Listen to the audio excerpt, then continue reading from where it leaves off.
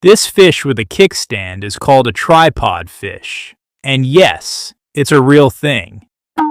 If you have played Skyrim, you might have seen it there too. It's like when evolution asked, "Do you want fins or legs?" They replied, "Yes." So they got both. But neither they can walk, nor they can swim for long. So, let's start their depressing life from the beginning. Life starts sucking as soon as it's an egg. These free-floating balls are easy food for almost every creature. And talking about creatures, any creature bigger than the eggs are enemies. So, more than 80% of the eggs are eaten before they hatch. But those are the lucky ones. Because as soon as they hatch, these jelly umbrellas see the hell in front of their eyes. The surface is dwelling with millions of parasites. Since they are planktons and can't move freely, the parasites instantly latch into them and start sucking the energy. The larva hasn't even eaten its first meal, and some suckers are already sucking its life away. If the larva finds food, it survives, and if it doesn't, it dies of starvation. The race hasn't even started, and they're already at the losing end. Eat a lot, don't get in any predator's way, and repeat. This becomes the daily routine. The vast majority of larvae die during this phase, either due to starvation or by becoming meal for some other fish. This depressing stage lasts until the larvae shrink the umbrella fins and grow the true fins. Now they reach the juvenile stage. In this fish-eat-fish world, less than 1% of the larvae become juvenile. The body toughens to resist the high pressure, and it's now ready to swim against the current. But when it seems like the rough time is over, the main problem knocks on the door. The eyes that were working perfectly start to shrink. The vision becomes blurry, and the instinct tells them to dive deeper. As they descend lower, the fins start stretching, and some weird bone-type structure starts forming. They can feel this uneasiness, but they can't see it. Neither the light reaches the depth, nor they have good working eyes. As they grow, eyes almost completely shrink inside the skull. The legs grow around a meter long, and it's time for eternal rest. Swimming takes energy, so they swim only in the case of emergencies. They just stand alone, waiting for the food to get inside the mouth. Since they don't move and stay in same place, parasites like worms and copepods start living on its skin, gills, and stomach. Already the food is limited, and now it has to feed all these freeloaders too. These parasites sometimes damage the gills, and the fish dies of suffocation. Sometimes the digestive system gets damaged, and sometimes even the sex organs get damaged, making the fish unable to reproduce. Talking about reproduction, tripod fish are hermaphrodite and can produce both sperm and eggs. But life isn't fair, and it's super hard to find any mate in that dark void. In that case, the same fish releases both the eggs and the sperm to fertilize. Evolution said go f*** yourself, and they took it seriously. At least they stood their ground, I guess. In any case, the fertilized eggs float to the ocean surface, and the depressing cycle continues. This guy is a donkey, and you all know them. But do you know that donkeys are stronger than horses? We'll talk more about that in the facts video. For now, let's talk about their depressing lives. Donkeys have been part of human civilization for around 7,000 years, helping build our civilization, plowing fields, carrying loads, and basically shaping the world for us. They stayed by our side as our best friends. And what do we call them? Jackass. Well, if that's not depressing, I don't know what is.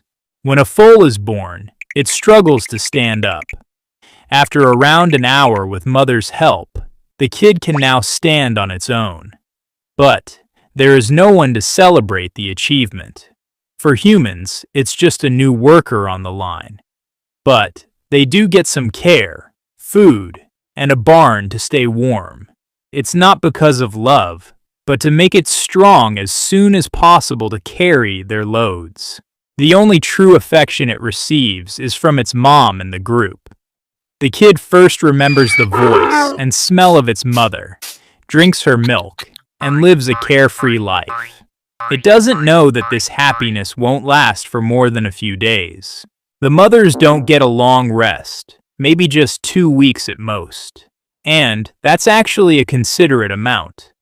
In some places, the mother has to start working from the next day of giving birth. Since the kid needs mother's milk, it has to follow the mother wherever she goes. It might have to walk a long distance, steep slopes, and uneven roads. But life must go on. A fully grown donkey capable of carrying heavy loads is around 5 years old. But these rules don't apply where donkeys are the main source of income. When a donkey is around a year old, a small load is kept on its back as a practice load. The load increases with time, and it has to carry max loads by the time it reaches 3. Yup, and after it reaches 3, it's mating time. Since they are the main source of income, the more, the better. The females become pregnant for around a year and give birth to a foal. And the same story repeats, carrying a load that's almost its own weight. Walking for 15 to 25 miles in a harsh and steep roads, rest for a while, and repeat. This becomes the daily life of a mature donkey. How long does it run for? Well, until the donkey dies. What? The donkeys that have been loaded from a small age start to get back deformities. The body becomes weak, hooves start to pain, and the donkeys become old within 8 to 10 years. So they can't carry any heavy loads now. Some lucky ones get transfer as herd guards and live a better life. But most of them are sold for meat and leather. Donkeys can live for over 40 years. They haven't even lived 30% of their lives, and they are already in the Hades way. Some Chinese medicine, called ajiao, requires donkey skin. So, working the donkeys to death is not much of a problem as the skin can sell for around $700. Since females can give birth for a decade more, some are kept as breeding machines. Thus, the depressing cycle continues. This bird that looks like a cross between a pigeon and a chicken is called sand grouse, and these birds live their entire life in crisis. As the name suggests, they live in dry desert areas.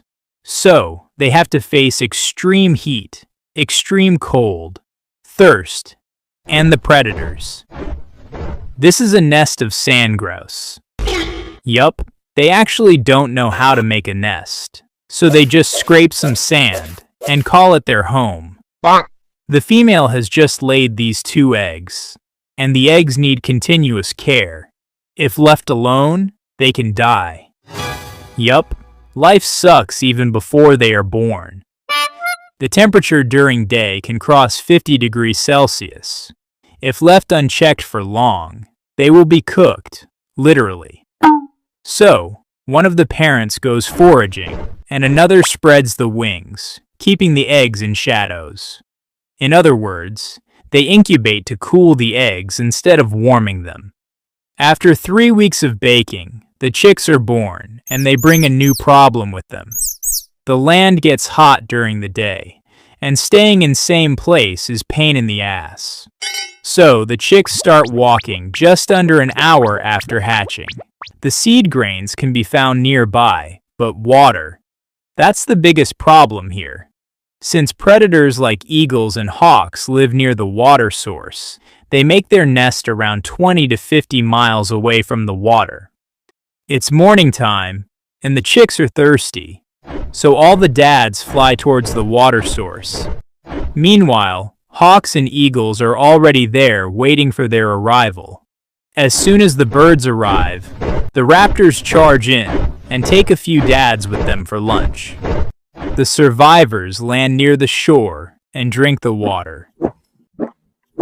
After that, they go inside the pond and soak their belly feathers.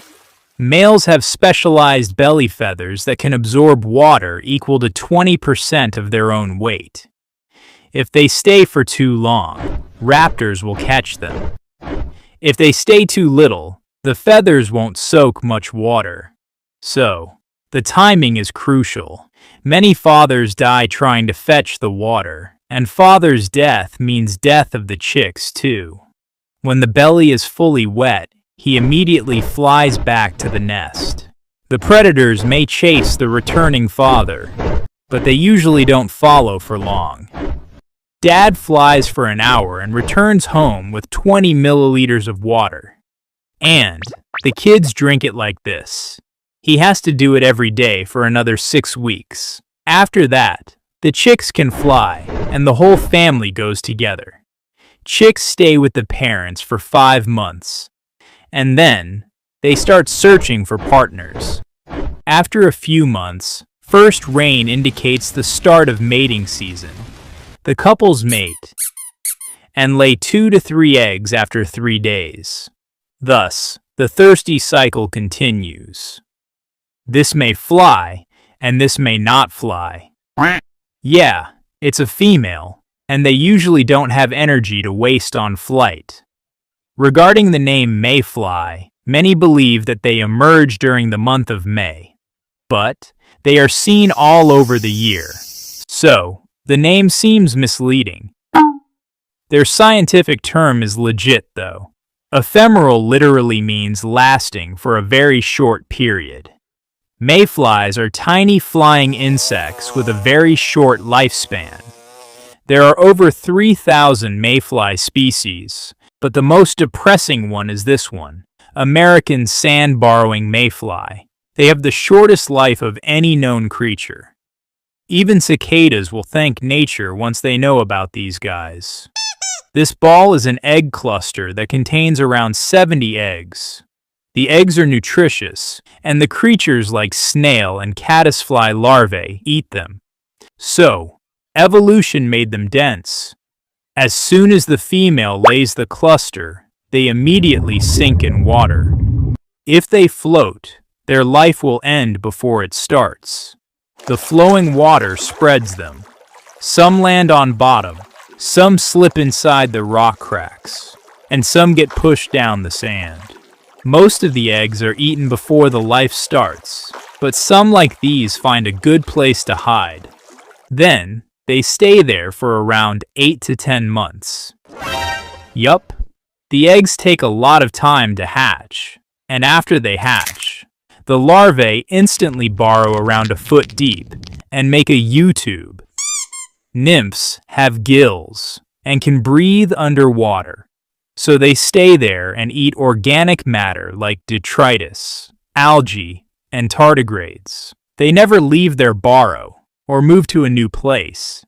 They just sit there, eat whatever comes their way, and molt.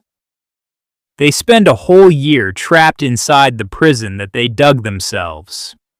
They molt around 13 times within that period, and it's time for the final molt to grow wings. When it's dark, usually an hour before the sunrise, the males swim to the surface and molt. This form is called subimago. At this stage, the whole world is their enemy. Fish, birds, bats, frogs, and even the dragonflies eat them. They quickly fly towards the riverbank and molt again into a mature imago stage. Mayflies are the only insects in the world that undergo molting after developing functional wings. Millions of males hover above the water and wait for the females to emerge. Many males are eaten by predators before they can mate, but they can't leave the place to save their lives. It's a race against time, and they won't be alive to see the sunrise anyway. The females emerge at the last moment and molt on the surface. If they die here, their whole life was a waste. As soon as the subimago form is revealed, she has less than 5 minutes of life left. What? Yup.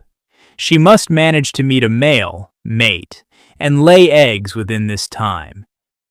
So she just flies upwards towards the swarm with whatever energy she has left. A male clasps her from below with his forelimbs and carries her. She stops flapping and reserves her energy to lay eggs. The male carries the female, mates with her, and then drops her in the river. With the last of her energy, she lays a cluster of eggs, and her 5 minutes are up. The male tries to mate with as many females as possible, and he dies too within 30 minutes.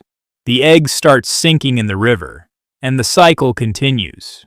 Sorry, I know it's taking too long to upload. We are having some problem, and need an artist who can make drawings for this channel. If you think you can do it, please send us an email.